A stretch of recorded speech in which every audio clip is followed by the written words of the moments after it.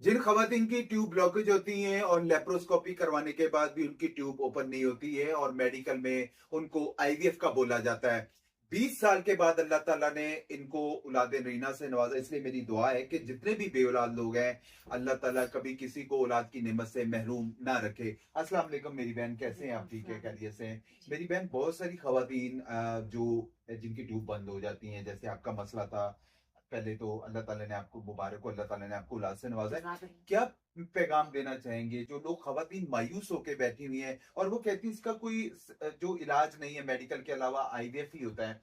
आप बताइएगा क्या मसले मामला थे अल्लाह की रजा के लिए? जी, मैं ये बताना चाहूँगी कि हम दोनों जो है ना सफ़र से हैं और हमारी शादी को करीब 20 साल हो जाएँगे ना।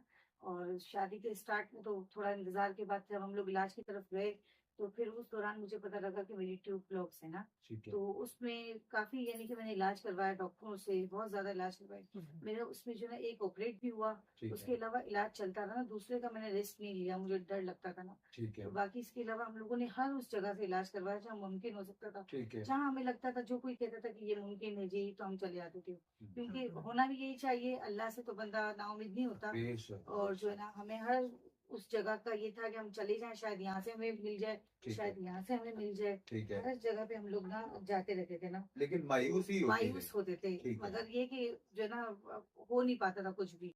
हमारे लिए कोई उम्मीद नहीं जगती थी ना। ठीक है। फिर काफ़ी अरसे तक समझे कि हमने तो उम्मीद ही छोड़ दी थी। 15 साल ठीक। के बाद मैंने उम्मीद छोड़ दी थी। मैंने कहा था अब जो अल्लाह की रज़ा ना। ठीक है। फिर उस दौरान जो है ना यानी कि उसके बाद 2-3 साल गुज़र गए। इस बीच में भी मैंने कहीं रूहानी इलाज करवाए, ठीक है। कहीं इधर-उधर गई। यानी फिर उस हाथ मारते रहे, आप जी, भागते रहे कि कहीं से ये अल्लाह आदत ताला थी जरूर तभी इलाज तो आज करवा यहाँ दे। तक पहुँचे फिर ना। कैसे बाजी, कैसे जी। पता चला हमारा, कैसे पता चला मुझे कैसे? किसी एक फैमिली ने बताया था, जिनको भी तकरीबन 10 साल का या 8 साल का वफ़ा था, उस फैमिली ने मुझे बताया था। जी तो जी जी। हालाँकि उस वो लोग भी मुझे कह रहे थे कि देख लें, आप चले जाएँ, तो मैंने इनके फिर मैं पीछे पड़ गई। मैंने कहा मुझे जाना जी है जी ना, जी जी। आप चलें, एक दफ़ा जाना है, हम चलते हैं ना।